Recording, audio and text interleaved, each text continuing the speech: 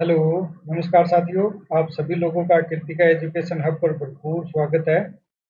Daily current affair की series में आज हम शुरुआत करेंगे आज के करंट अफेयर की। लेकिन उससे पहले आप लोग मेरे Telegram channel Kritika education hub को ज्वाइन जरूर करना। यहाँ पर आपको डेली वीडियो की लिंक मिलेगी। इसके अलावा आपको यहाँ पर पीडीएफ मिलेगी। हमारी करंट अफेयर की सीरीज के साथ एक सीरीज और चल रही है। वो क्या है? पंचगौरव पहल।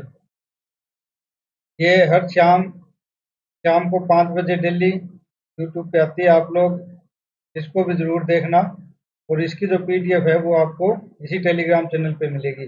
इसकी लिंक मैं आपको नीचे डिस्क्रिप्शन में दे दूँगा। तो चलिए बिना किसी देरी के शुरू करते हैं आज का करंट अफेयर। पहली जो न्यूज़ है जो चर्चा में रही वो है हाई पावर टास्क फोर्स। पीछे जो परीक्षा में नीट की परीक्षा में धांधली हुई थी, पेपर लीक हुआ था, उसको लेकर अभी हाल ही में जंतर मंतर पर धरना हुआ, संसद के लिए मार्च हुआ। उसी के संबंध में धर्मेंद्र प्रधान जी का इस्तीफा हुआ। उसी के संबंध में अब परीक्षा में सुधारों के लिए नंदन नीलेकणी इनकी अध्यक्षता में एक समिति का गठन किया गया है। ये कौन है? ये है इन्फोसिस के चेयरपर्सन। इन्फोसिस कंपनी का नाम सुना होगा आपने। इनके चेयरपर्सन है। इन्हीं की अध्यक्षता में एक समिति का गठन किया गया है जिसका नाम क्या है? High power task force. ये क्या करेगी? परीक्षा सुधार से संबंधित अपने विचार प्रस्तुत करेगी कि किस तरह से परीक्षाओं का पैटर्न है वो सुधारा जा सकता है जिससे कि पेपर लीक ना हो और उसमें क्या क्या सुधार हो सकते हैं। इनके अन्य सदस्य कौन कौन है? एस सोमनाथ ये है रहे हैं इसरो के चेयरमैन रहे हैं। तपन डेका आईबी में रहे हैं। पी कामकोटी, अनिता करवाल, अमृतलाल मीणा। इनके नाम याद रखना। ये 6 सदस्य हैं जिनके अध्यक्ष कौन है? नंदन नीलेकणी। ये सभी हाई प्रोफाइल और एजुकेटेड पीपल है, सारे के सारे अच्छे प्रोफेशन से आए हुए हैं। तो ये परीक्षा सुधारों से संबंधित कुछ न कुछ नया लेके आएंगे। अगली जो न्यूज है वो है कॉमनवेल्थ गेम्स। अभी जैसे आप सभी को पता होगा कि 23 जुलाई से कॉमनवेल्थ गेम्स स्टार्ट हुए हैं।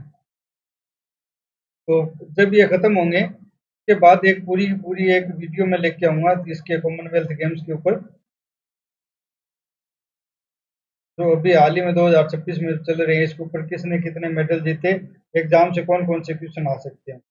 तो अभी हाल ही में वेट लिफ्टर मीराबाई चानू जी है। इन्होंने भारत के लिए इस कॉमनवेल्थ का पहला जो गोल्ड मेडल है वो जीता है। कि चानू जी ने ही वही व्यक्ति है, वही महिला है मीराबाई चानू जो ध्वज वाहक थी। इन्होंने 48 केजी वर्ग में कुल 190 किलो वजन उठाया था। सानू का कॉमनवेल्थ में यह तीसरा स्वर्ण पदक है। 2018 में, 2022 में और 2026 में इन्होंने लगातार पदक जीते और लगातार पदक जीतने वाली ये पहली महिला बन चुकी है। इनके अलावा ज्ञानेश्वरी यादव और राजा मुथु पांडी है। इन्होंने भी वेट लिफ्टिंग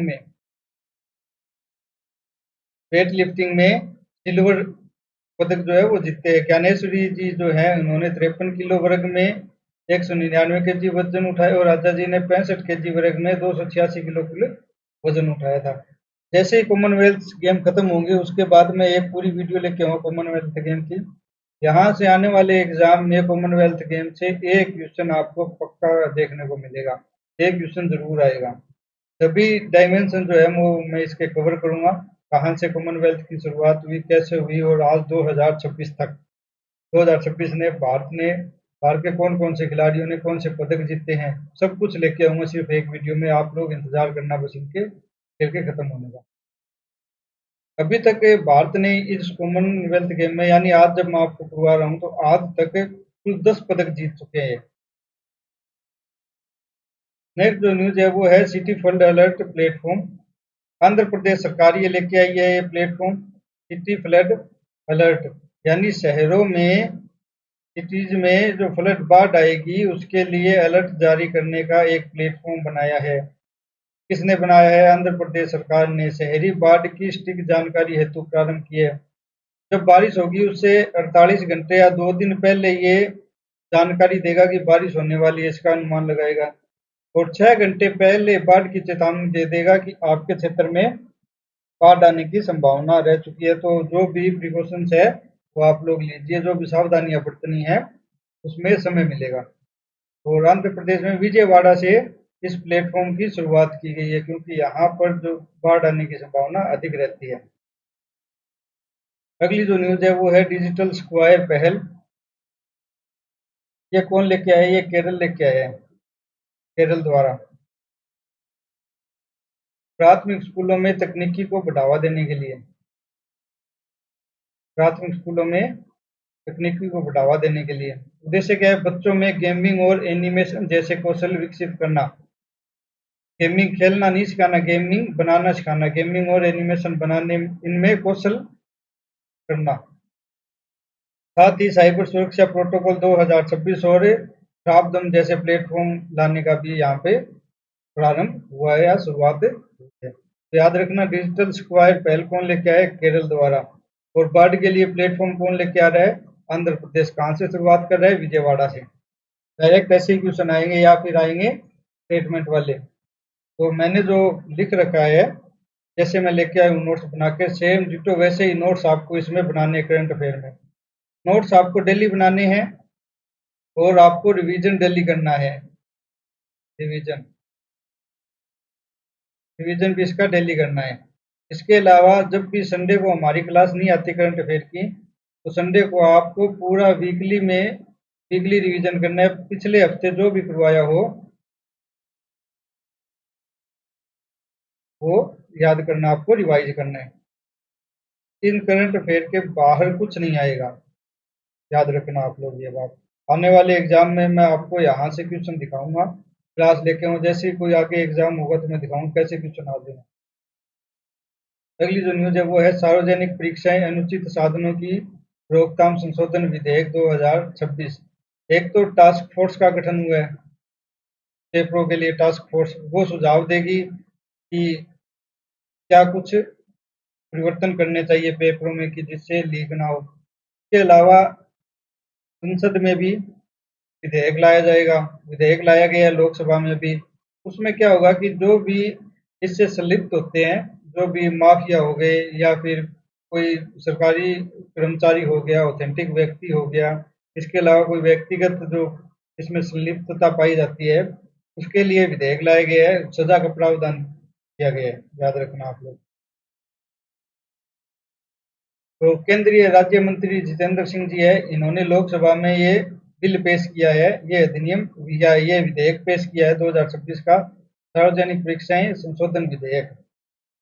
इसमें क्या है, अगर कोई व्यक्तिगत रूप से कोई भी शामिल पाया गया किसी भी गतिविधि में, तो उसको कम से कम 5 वर्ष की और अधिकतम 10 वर्ष की सजा होगी। साथ ही 50 लाख रुपए जुर्माने का प्रावधान किया गया है।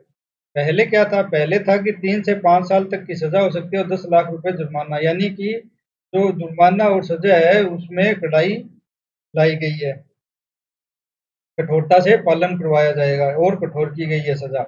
और जो माफिया होते हैं, जो कि पूरी पूरी गैंग होती है पेपर लीक में, उनके लिए न्यूनतम 7 वर्ष से लेकर 10 वर्ष तक की सजा है। साथ ही न्यूनतम 10 करोड़ का जुर्माना है।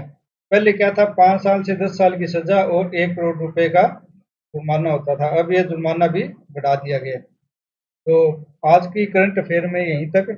आप लोग मेरे टेलीग्राम चैनल से जरूर जुड़ना, टेलीग्राम से जरूर जुड़ना, लिंक आपको नीचे डिस्क्रिप्शन में दे दूंगा। और डेली शाम को 5 बजे हमारी पंचगौरव पहल नाम से एक सीरीज स्टार्ट की है, पंचगौरव पहल। आप उस सीरीज को जरूर देखना। वहां पर प्रत्येक जिले के जो 5 उत्पाद होते हैं उनके बारे में मैं जानकारी देता हूँ। कहाँ से लेके आता हूँ? वो लेके आता हूँ राजस्थान ऊर्जा से, ई सूजस, राजस्थान ई सूजस पत्रिका जो आती है वहां से। और ये कंटेंट जो मैं लेके आता हूँ सारा का सारा ऑथेंटिक कंटेंट होता है, सरकारी वेबसाइट से, पीआईबी से। जो करंट अफेयर लेके आता हूँ ये भी यहीं से लेके आता हूँ।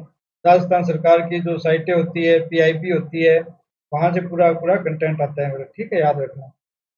तो चलिए आज की वीडियो यहीं तक, मिलते हैं नेक्स्ट क्लास में। आप लोग अपनी तैयारी जारी रखना।